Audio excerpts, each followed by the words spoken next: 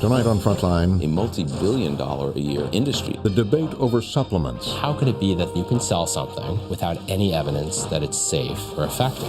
They say their products will make you healthier. Consumers derive a benefit.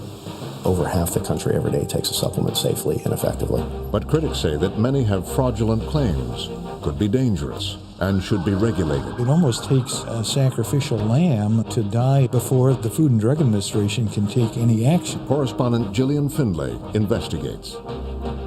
Oh, that doesn't smell good. Very strong, fishy smell. Supplements and safety. A Frontline New York Times special report.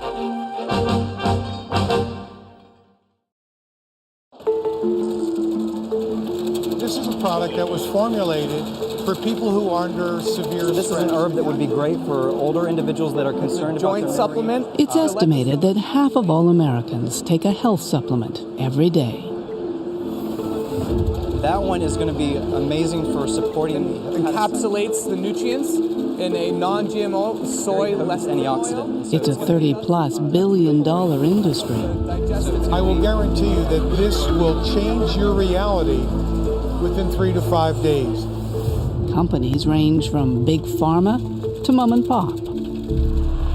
I started in my kitchen, making them by hand back in the 80s. I would order the ingredients, I would order the capsules, and with a plate of 100 capsules, I would weigh it out and fill them up, and you have a bottle of 100 capsules of any particular vitamin you wanted. Do you have background in pharmacology or medicine or any expertise in this area? I did some college, but most of my time was spent in the medical libraries at Stony Brook. So you sort of were self-taught then, were you? Self-taught, correct, yes. Candace Tripp called her company Purity First. She says she was helped by her then-husband, Terrence Doolin, a chiropractor. And what was his academic background or expertise in this area? He was a chemist. He was a chemist in college, and then he went on to chiropractic school. From modest beginnings, she says she grew the business into a $500,000-a-year enterprise, selling on the web, in stores, and through local alternative healthcare providers. Purity First is a great name, and I said, gee, how can you go wrong? It's what you would imagine that you would want in every single vitamin, that it's absolutely pure. Vinnie Grosso was an early Purity First customer. The vitamins became part of his daily quest for better health. I felt fine. And of course, I'm running every day. I'm feeling great up until the October, November, December timeframe of 2012, where I had some very unusual symptoms. It started with unexplained back pain that soon became debilitating. He then started hearing from other Purity First customers with troubling symptoms of their own. I'm hearing stories. My daughter is an honor student. She's on the swim team, but she's been thrown out of school for being overly aggressive. I'm talking to a woman who had lost her position in a choir because her voice had changed. I'm talking to another woman who said, I've got these incredible bleeding scales on my head and I can't go to work. They were all taking the same vitamins, recommended, they say, by Terrence Doolin, the chiropractor, now a naturopath. Doolin declined to be interviewed and denies any responsibility. Terry had come to me in January and asked me if I thought anything was wrong, because he said there were some blood tests coming back that were funky. At that point, we had just had Hurricane Sandy come through. And a lot of people were getting sick after they were in their basements cleaning up water.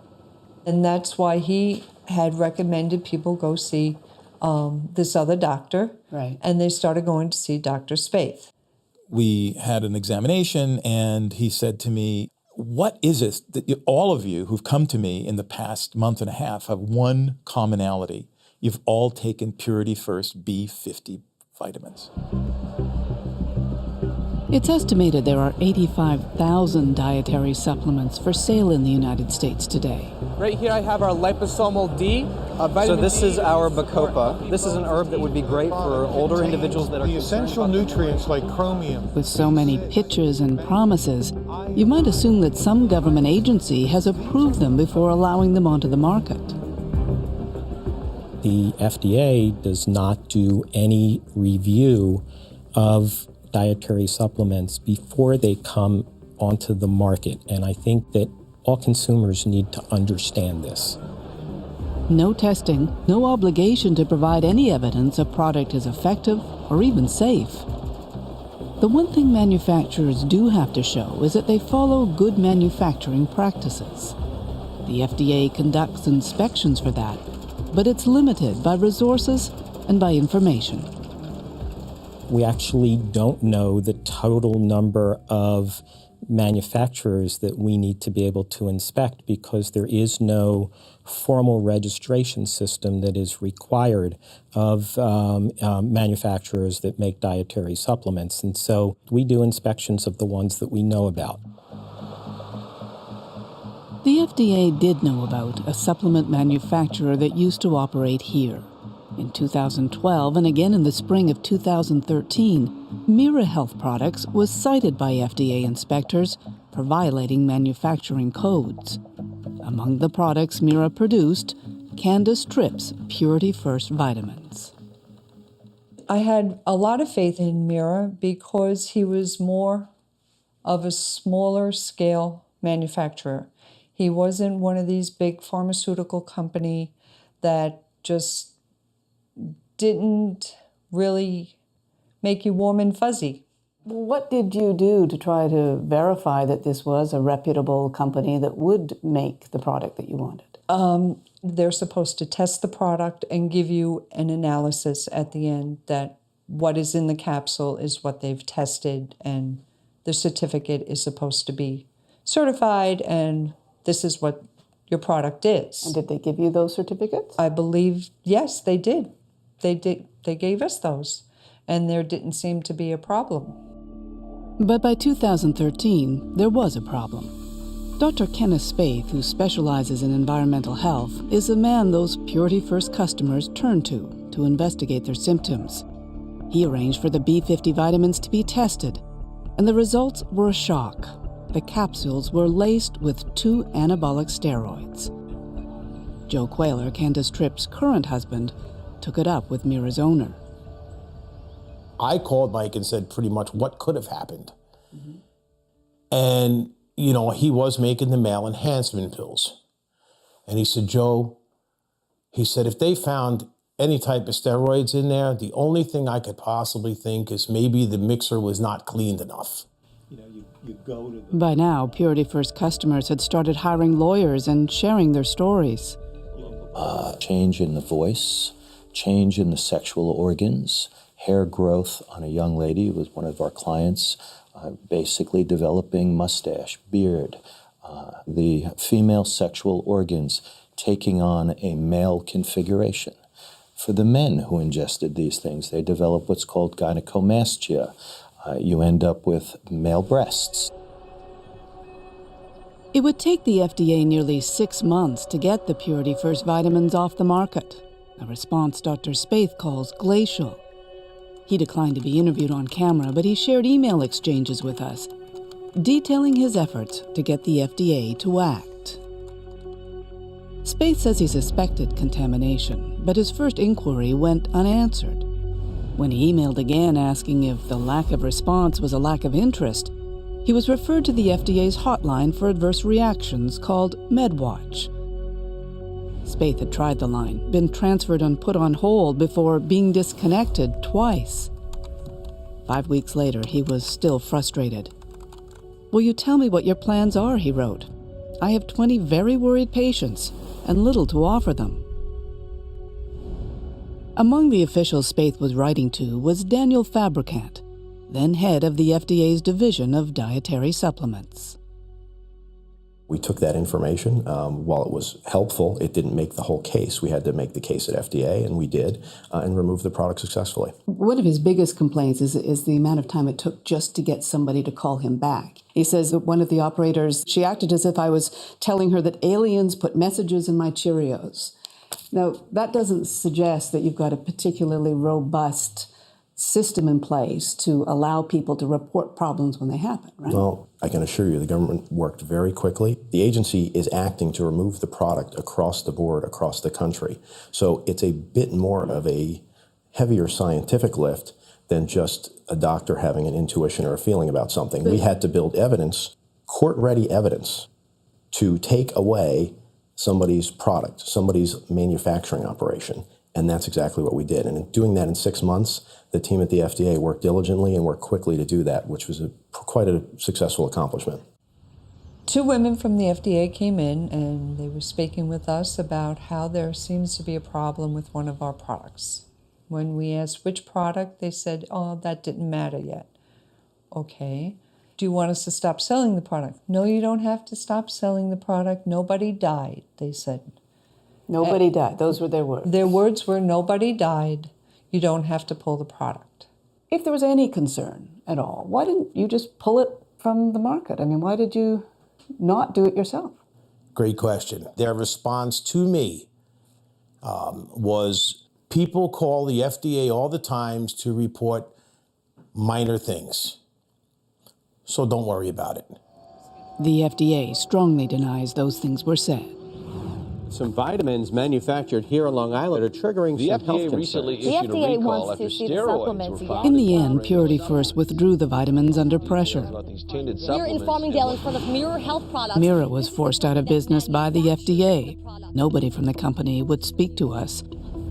36 people are now suing the companies, and no one knows how many people in total may have been harmed.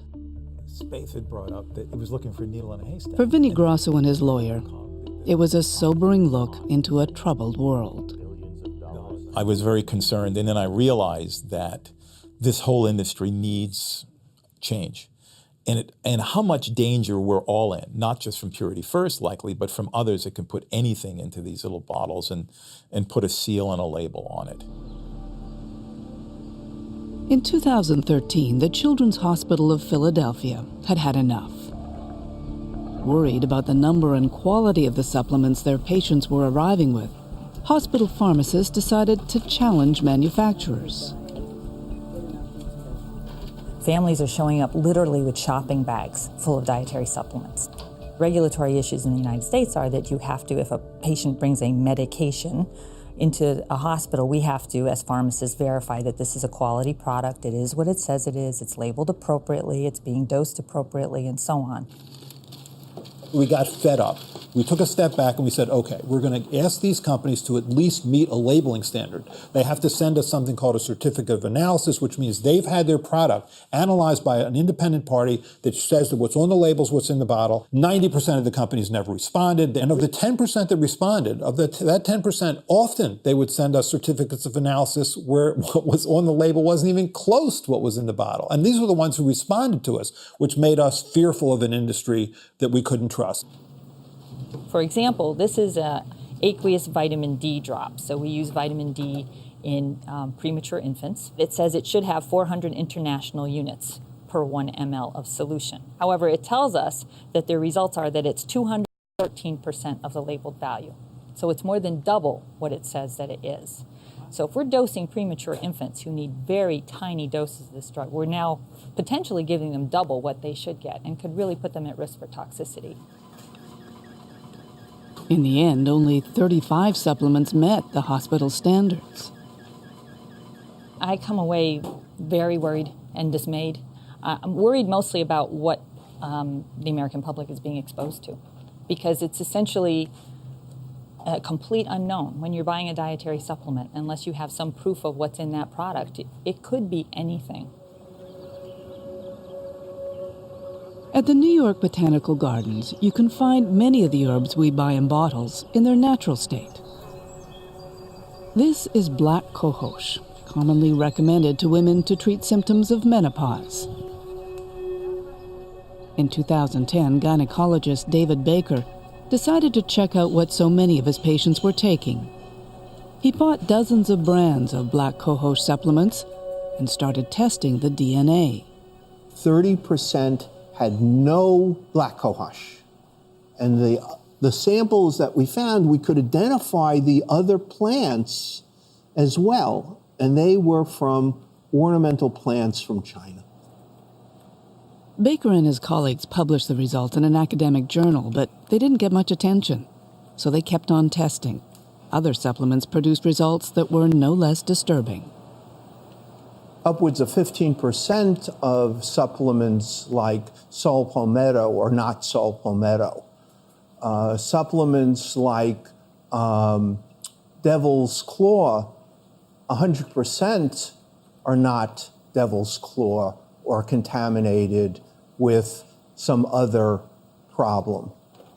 What I see in this is that there are those who take the easy way out, a fraudulent way, and want to put something in the bottle that's cheap and readily available, and buyer beware. With billions of dollars at stake, it's no surprise that the supplement industry is a powerful force in Washington. There are 4 separate lobby groups, the largest the Natural Products Association, headed by Daniel Fabricant. You know, a lot of products now you'll see private label. A lot of the contract manufacturers that make the private label are members as well.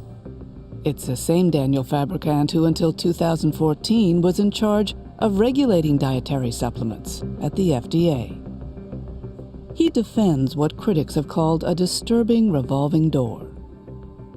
Folks who understand an industry make for very effective regulators. I think it certainly worked to the consumer's benefit, which at the end of the day, I think FDA, the industry, are in the same business, is to make sure consumers have access to safe, healthy products.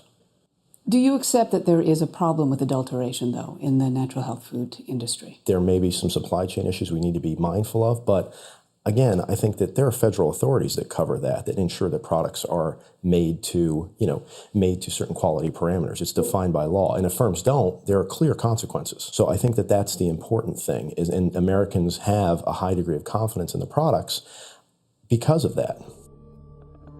But just months after leaving the FDA, Fabricant didn't sound so confident himself. In a presentation to a trade association conference, he shared some of the results of FDA inspections. You talked about some of the findings. The companies that were doing no testing have no idea of what they're buying or selling. Companies that have no standards, inadequate records being kept, no specification set. And this is a quotation, "The extreme of this observation is more common than expected," which I read to be, this is worse than we thought. Extreme, those are the companies we took action against. Those are the companies we drove out of business. I'm speaking from my experience when I was a regulator, when we saw those problems, and they were extreme. We threw the book at people, and so I think that's good news for consumers. How many companies did you throw out of business? Quite a number. I think we processed over 25 injunctions during my time at the agency. So, in an industry that has 4,000 or more manufacturers, is that significant? I got my 25, you get yours. I'm not a regulator. I don't think that's going to happen. It is significant. It's very significant. The FDA division in charge of the supplement industry is tiny, just 25 employees. They target companies they consider the most risky, but agree the problem remains much bigger than that. Because of the targeting and because of traditionally the way this industry has developed over time, we do see a higher proportion of inspections that we do with dietary supplements, a higher proportion of them that have substantial problems than in other categories that we regulate. How much does that worry you? Of course it's a concern, because ultimately this isn't about us and it isn't about the companies, it's about the consumers. To many, supplements may look like prescription drugs, but there's a big difference. Drug makers have to prove their products are safe and effective before putting them on the market. Those who make supplements don't, not unless they're introducing a new ingredient that's never been marketed before. It's an absurd system. In the future, many years, we'll look back And we'll say, how could we have possibly done this? It took 100 years of thoughtful regulatory advances to ensure that drugs, now we're talking about prescription drugs, are both safe and effective. How could it be that the clock turned back to the world of 1920s, 1930s, when you can sell something without any evidence that it's safe or effective? We are back at the turn of the century when snake oil salesmen could hawk their potions with promises that couldn't be kept. In the early 1990s, the head of the FDA was David Kessler. That is absolutely false. He'd arrived in office promising tougher regulations for supplements, in particular demanding health claims be backed by scientific evidence. The industry went bonkers. Everything exploded. I've taken on some of the hardest regulatory issues. I did tobacco. Tobacco looked easy compared to dietary supplements. What happened was the dietary supplement industry recognized that the standard that we set, significant scientific agreement, would require it, before it could make a claim, to have a scientific basis. And they just couldn't make any claim. And they saw literally billions of dollars at stake. And they unleashed a lobbying campaign that was second to none. The campaign was as dramatic as it was effective. Free! Hey, guys, it's only vitamin. Complete with Hollywood stars. Vitamin C, like in oranges. Congress received more letters regarding this than they ever received regarding the Vietnam War. Dan Hurley has written what many consider the definitive account of the industry's battle with the regulator. We hear people claiming that FDA is... While David Kessler was trying to convince Congress, behind the scenes, another Kessler was at work. Jerry Kessler ran a large dietary supplement company. He was a very strong-willed character. The FDA is going to limit potencies of vitamins, which is what they've said. The FDA is going to take herbs and make them drugs. And he called together every leading manufacturer to come out to his ranch in California, which used to belong to Ray Kroc of McDonald's, okay? So Jerry basically stands up before the group and says, this is either the end of our industry or a new beginning, and we have to defend our interests. Jerry Kessler would turn out to be a very effective lobbyist, joining forces with powerful political friends. Because today we honor the wishes of 100 million people, consumers of dietary supplements. Friends like Senator Orrin Hatch of Utah. The senator declined to be interviewed. His state is seen as the global center for dietary supplement manufacturing.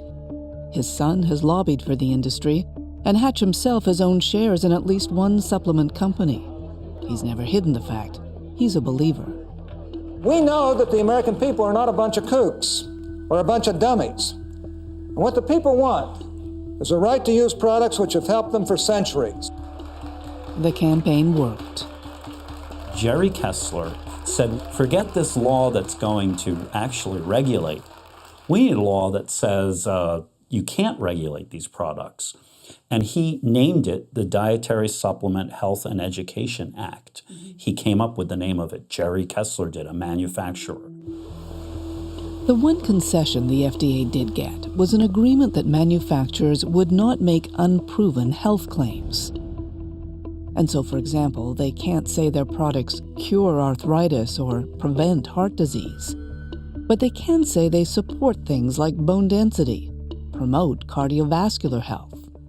What Congress did is basically said, industry, you go make the claims, and if FDA has a problem with it, FDA has to prove it's false or misleading. So the horse is out of the barn. FDA then has to go seize the product, go into court, and it has the burden.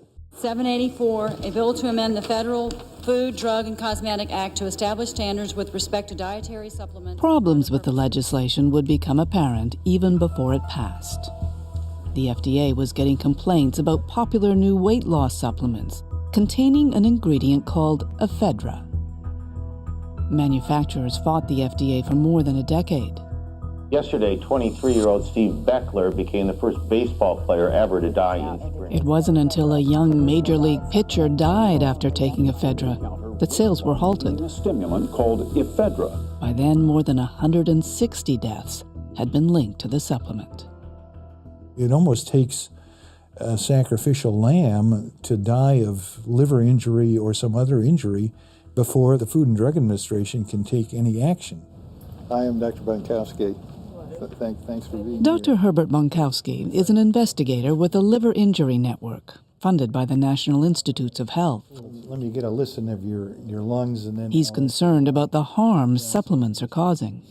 And just lie back there for a second. This has been sort of the fastest growing kind of liver injury that we're observing in the drug-induced liver injury network. The frequency with which we see this has roughly tripled in the last 10 years. About 7% of all the cases that we've enrolled into this network over the years were due to these. In the last couple of years, it's been around 20%. It's incredibly hard to quantify the current problem. How much harm are supplements doing? Just yesterday, I was talking to a patient who suffered a bleeding stroke into his brain after taking just one workout supplement. And the reason why we don't know is that there is no effective system to detect harm from supplements. Take what happened in Hawaii in the summer of 2013. There was an outbreak of liver problems health officials would link to a diet and workout supplement. We didn't know if it was something in the Hawaiian population or some sort of contaminant or what exactly the problem was. The state's only transplant center was overrun. An initial cluster of 7 patients grew to more than 24, 2 of them sick enough to need new livers. It was difficult. It was stressful because people were calling up and they were continually referring new patients. And I don't have enough organs to give. I don't know how I could put all these patients on a transplant list and possibly save all of them. Sad news tonight from the family of a Maui woman. The mother of 7 who fell ill after taking diet pills The has Department died. of Health reports 32 cases of liver damage The product is associated Oxy with Elite the Pro, product. and health officials want to know. Dietary supplement Oxy Elite Pro. Just 2 months before the outbreak, the makers of Oxy Elite Pro had been pressured to pull an earlier formulation from the market, following years of complaints. The new version included a compound called Agiline. Now, Agiline is a normal component of the bale tree, and it's been used as a natural product by naturopathic healers for centuries, usually fairly safely. But they didn't use bale tree extract. They bought Agiline from a Chinese drug company that made Agiline. At least the company claimed it was Agiline. And within a few months, they began to observe patients with liver failure, mostly in Hawaii, but not entirely. Cynthia Novita is a chief petty officer with the U.S. Navy based in San Diego. She turned to Oxy Elite Pro to help pass fitness tests. It helped keep my weight down. It helped, just give me that extra push during the workout. And I was liking it, and now I would take it. But only halfway through the first bottle, Cynthia's eyes started turning yellow. Her doctor had bad news. That's when he told me that your liver is shot, pretty much. Or possibly need a liver transplant. She would get a transplant. The FDA has linked Oxy Elite to more than 70 cases of liver damage. The company declined to be interviewed and denies any responsibility. Doctors in Hawaii still remember how slow the FDA was to act. They say they followed all the directions on the agency's MedWatch website. They phoned several times, But it wasn't until they approached the state health authorities that the FDA finally called them back. They told one of our liver doctors that, they thought she was a prankster because she had sent in her, private email address and, kept bugging them. And, they didn't think we were real. They weren't taking you seriously? No. It would be nice if there was a system that, we could use and get some consistent results. But the FDA says they do have a system. That's what MedWatch is. Right, but I don't know if they're overwhelmed, but the way it stands is there's, we're not getting a response as quick as we probably should be. In Hawaii, there were reports of a cluster of people who developed severe liver problems. The doctor in the case that we have spoken with raises troubling questions. Repeatedly, she says, she and her colleagues tried to contact MedWatch, tried to report, and tried to get advice from the FDA as to what to do. And repeatedly, she says, they heard nothing back. Had you heard this before? No. I can't deal with hearsay and speculation, and I'm not going to speculate. What I can tell you is when the documents did come to the FDA that alerted us to the problem in Hawaii, we were able to remove the product within a month. By that point, there were 56 cases of liver damage that had been reported. And this was for a company that only 6 months earlier had had another formulation removed. There weren't 56 cases reported until sometime after we had the product removed. We had the product removed with effectively about 20 cases. Cynthia Novita is one of more than 100 people who are now suing the makers of OxyElite Pro. A 23-year veteran with the Navy, she had hoped to get her 25-year service pin. That's not likely to happen now. I have to be able to travel, and can't do that now. Can't go on a ship because they don't carry the meds that I need continuously. Her doctors tell her the price of that one pill is that she'll have to take 19 pills every day for the rest of her life. The makers of OxyElite deny all claims against them. The allegations against USP Labs and its operators. But in November 2015, the Justice Department launched a criminal case against the company and arrested 4 of its executives on fraud charges. Vigilant when it comes to the health and safety of the American public. It's a great, big, beautiful day. Omega-3 is essential for good health. The promises are endless. The minerals your kids need. But even if what you buy in those bottles is real, critics contend there's a bigger problem. Many supplements simply don't work. What's worse, they could be doing you harm. Now, supplements. I get this question all the time. I only take 4 pills. Our screens blare advice on how to get health from a pill. And today, I'd like to talk to you a little bit about supplementation. Reputations have been built on dispensing that advice. That everyone should be taking a multivitamin, multi-mineral product as insurance against the But amid all the hype, what's often lost is the science. B vitamins. It's a great, big, beautiful day to be alive. When people walk into the dietary supplement or vitamin store, they think that everything is just perfectly safe. In addition to being a pediatrician, Paul Offit is a best-selling author whose book, Do You Believe in Magic?, questions our supplement habit. So I've got vitamins for children and vitamins for adults. The problem is that when you look on the back, you find that a number of these vitamins are contained in amounts that are much greater than the recommended daily allowance. Offit believes we simply take too many. I think multivitamins don't hurt you, which is to say vitamins at or around the recommended daily allowance for each of those vitamins. I mean, you need vitamins to live. The question is, do you get enough in food? And I think the answer to that question is yes. But now there are studies done showing if you take a megavitamin, you actually can hurt yourself. You actually can increase your risk of cancer, increase your risk of heart disease. I think few people know the risks they're taking. And how do you know what's too much? Here's how you know what's too much. You shouldn't bypass the satiety level. Your stomach is only so big for a reason.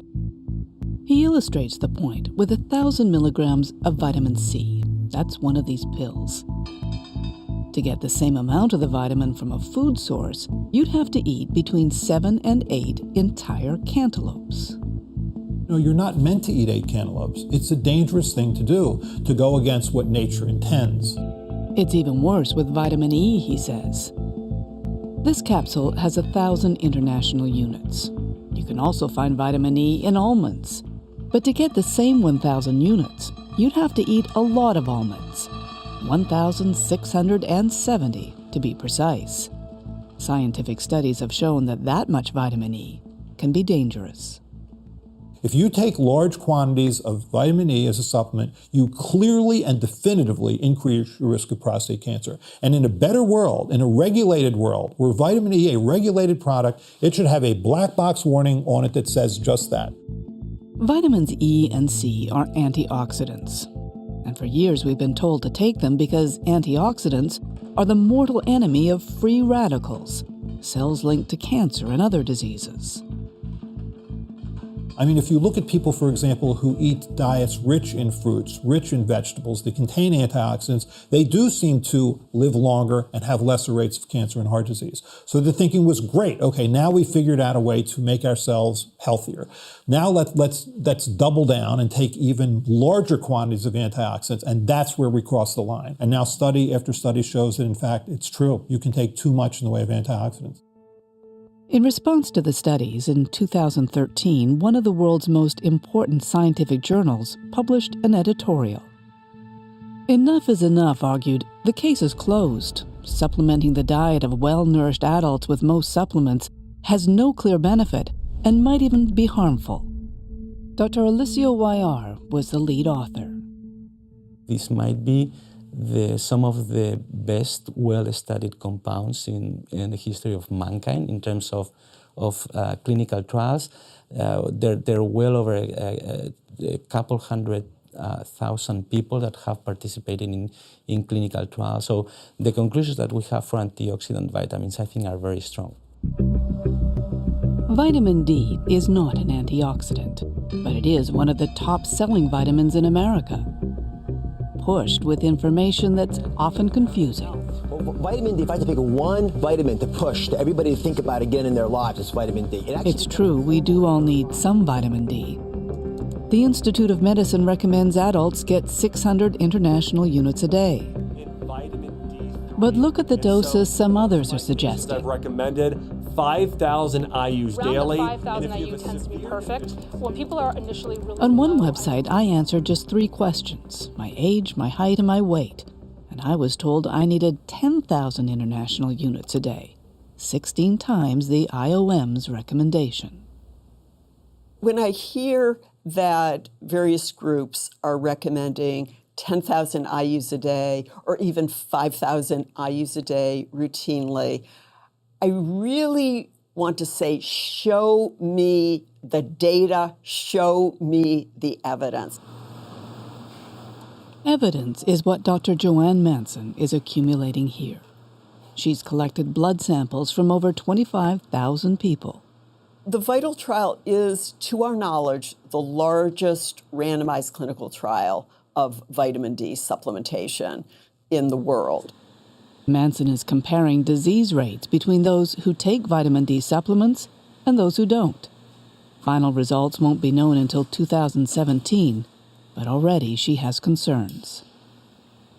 Many people are taking too much vitamin D. The Institute of Medicine also recommended avoiding getting above 4,000 IUs daily because that could be associated with adverse events. Calcium in the urine, which can be associated with kidney stones, high blood calcium, calcium in the arteries, vascular calcification, soft tissue calcification. And there are now studies that show a U-shaped curve that those who have high as well as low blood levels of vitamin D have higher risks of cardiovascular disease as well as all-cause mortality. So we can't assume that more is necessarily better. The third most widely used supplement in America is fish oil. The omega-3s contained in the oil are believed by many to be essential for good health. DHA omega-3 in particular is extremely important. It also helps prevent disease, according to the man who heads one of the largest fish oil trade associations. There's certainly ample evidence that it helps things like reducing blood pressure, reducing your risk of coronary death. But the science behind fish oil is a little more complicated than that. So these are 2 capsules. This is a FDA-approved product. Dr. Preston Mason is a Harvard University researcher. Here he's comparing prescription quality fish oil to the oil found in over-the-counter supplements. And give it a smell. It smells a little bit fishy, but not bad. Right. It smells. You're going to have always some smell. One of the issues with fish oil is it's delicate. It's extracted as a byproduct from oily fish like anchovies. As the fish get crushed, the oil is exposed to oxygen. And it doesn't take much oxygen to turn the oil rancid. This is a common supplement for fish oil. See what that smells like. Oh. What? That doesn't smell good. That smells like it's going bad. Yeah, right. Yeah. It's a very strong, fishy smell. If it was simply an odor issue, that would be one thing. But oxidized oil contains oxidized lipids, one of the building blocks of cells. We've long known that lipids, when oxidized, can be harmful. So oxidized lipid triggers inflammatory responses within our body, particularly in our cells. And if we ingest oxidized lipid, we can trigger these inflammatory changes that can lead to things like cardiovascular disease. Recently, Mason published his own study of fish oil supplements. The results were consistent with other studies, showing high levels of oxidation. One in New Zealand found 83% of fish oils tested failed to meet the industry's own standard. It was shocking to see such a high proportion of products that had high oxidation levels. And so we went and actually bought 47 products from the New Zealand market and had them tested at multiple labs. And we did not see that same effect. Well, what was the percentage that you discovered that were not in compliance with your standards? It was around 20%. Would you agree that 20% is still problematic? Well, from a consumer's point of view, I mean, if it's truly 20%, then yeah, we would like to see those 20% improved. But improving the quality won't address the other issue with fish oil, the growing questions about whether it prevents disease. 2 years ago, epidemiologist Dr. Andrew Gray compiled all the best studies on fish oil, as reported in the world's most prestigious scientific journals. I think for cardiovascular disease, one has to say there is no compelling evidence that taking fish oils protects against a first heart attack or a second heart attack. And so people who are advised to do that or are doing it are wasting their time and their money. But the fish oil industry continues to insist there is a benefit, particularly for preventing heart attacks. We asked their spokesman to send us his best evidence, which included some of the same studies Gray had cited, and didn't seem to support his case. This one says it doesn't appear to reduce sudden cardiac death. The next one, insufficient evidence. JAMA 2012, overall omega-3 supplementation was not associated with a lower risk of all-cause mortality. Another journal, the evidence is not clear-cut, and any benefits are almost certainly not as great as previously believed. So that doesn't seem to be suggesting there's an overwhelming amount of evidence. Yeah, well, I think what you're looking at are the abstracts. But the conclusions are the conclusions. Well, but again, those papers are looking at very large areas of cardiovascular disease, and you know, I think it's hard to argue that omega-3s aren't important for how your heart functions. Many researchers agree if you get them from eating actual fish. The problem is science still hasn't proven it's true for supplements. We would think that something that's natural, that's essential to normal cell function and body function would have clinical benefits. It just has to be proven. But in the meantime, there's certainly been a lot of promotion suggesting a benefit in everything from Alzheimer's disease to cardiovascular disease. But we still need the strong clinical trials to validate those hypotheses. The same can be said about virtually every product the supplement industry sells. Essential vitamins and minerals to help keep you We wanted to discuss the issues with some of the industry's most prominent advocates. So many questions, so many concerns. Dr. Mehmet Oz. In addition, it's loaded with beneficial Dr. Joseph Mercola. Vitamin D would be an example of that. And Dr. Andrew Weil all declined to be interviewed.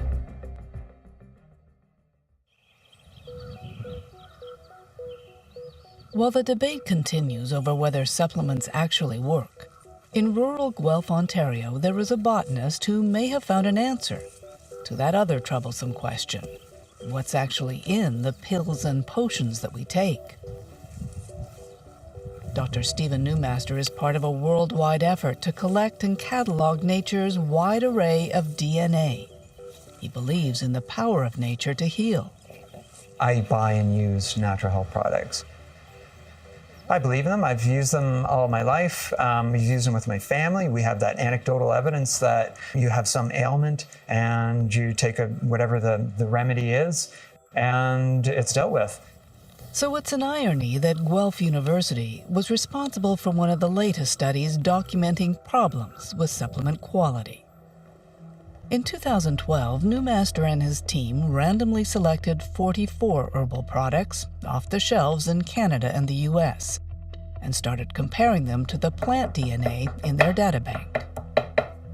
And we looked at the results, and I was fairly astounded. It's like, wow. 60% of the products contained ingredients not listed on their labels.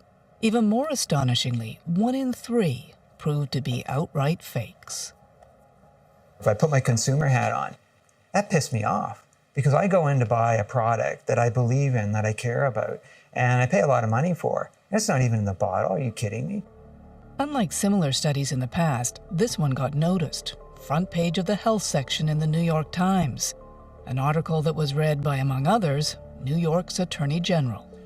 Last December, my office purchased a variety of store-brand herbal supplements from stores in different parts of New York State. Eric Schneiderman ordered up his own tests of herbal supplements, which produced even worse results. And found that only 21% of the products we tested in fact had DNA evidence that they contained the product listed on the label. We found the results to be shocking. We purchased products from 4 major chains: Walmart, Walgreens, Target, and GNC. We found asparagus DNA, houseplant DNA, rice, and other things, but not the product that was on the labels. And it seemed that there was just a massive fraud going on. The Attorney General demanded the companies stop selling the products. At first, the industry questioned the methodology. But then GNC, the largest of the supplement retailers, agreed to use DNA barcoding to authenticate its products. The industry spokesman, however, still isn't convinced.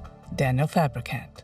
We're working with the Attorney General's office so they understand more about the industry and we understand more of their concerns. I think that that's important, that we work together. Do you accept the findings that they published? Well, I haven't been able to review the findings. No, because they say because it's an active investigation, but what they have told you, do you accept them? Without seeing the science, I'm a scientist first and foremost, I can't really comment on data I haven't seen. So is that a yes or a no? That's a no. You say you haven't seen the actual study from the Attorney General, so you can't actually comment, but you have seen the study from the Guelph University that was published a year in 2013. I've seen that, and you know. And what do you make of that? I mean, well, fairly similar findings. Well, I think there's same challenges though. Is the accreditation of the lab. There's no mention of reference materials. Reference materials are critical when you're doing DNA analysis. You know, not knowing how you established a baseline. Mm-hmm. What are you comparing? Newmaster's comparison was to that library of DNA he and international scientists have been collecting. We've done this now thousands, actually tens of thousands of times for products, and the process works, and it works really well. Today, 14 states' attorneys general have come together to demand change, not only from the industry, but from the FDA and lawmakers. We think that there's responsibility in Congress and there's responsibility at the agency level, and we're just going to keep pressing until we can get them to take action. Thank you. Since that interview, federal prosecutors and regulators announced they've taken action against over 100 companies. we see a number of serious issues with dietary supplements and products falsely marketed as dietary supplements. There are now signs that at least some in the industry are adopting new technology to ensure accurate labeling. We have implemented the use of DNA barcode technology here in our products. I think it is a game changer, right? It's new, and with newness comes, first some early adopters. Nature's Way is among those leading the way. The manufacturer is one of several who have now partnered with the Canadian scientists in a renewed effort to put quality first. We made contact with him and started a relationship which included testing many of our herbal dietary ingredients for identity. Right now, testing is done off-site at the University of Guelph, and Dr. Newmaster is working on some technology that could possibly be implemented in a commercial manner. Take some of the sample and simply put it into this probe kit. Newmaster believes the partnership is just the beginning. And load it into the machine. Press go. He's refined his barcoding technology further, making it cheaper and easier to use. You can start testing further back in the supply chain. What about that batch that came in? It's a huge vat and it's powder. The DNA is excellent in that. It's easy, it's cheap. It could be tested at where it's being transported and the supplier is doing trading and buying. It could be tested at the producer, the farmer. It could be tested all the way along. And I think that's an appropriate way to solve the problem. But that still leaves the question of what, if any, of this stuff actually works. We're using the herb combined with a standardized extract supplement that contains. The industry is quick to criticize studies that challenge their products. But it hasn't produced large peer-reviewed studies of its own, with clinical trials where supplements are tested against placebos. The crazy thing about the dietary supplement world is there are none of those studies, and the studies that are done say the stuff doesn't work. There's new science out there all the time. Consumers are going to continue to take supplements because they derive a benefit. Over half the country every day takes a supplement safely and effectively. We love the notion of a magic pill with something that makes it all better. It's just too seductive. But it is a pill just like any other pill. The only difference is it's an unregulated pill and you don't know what's in it.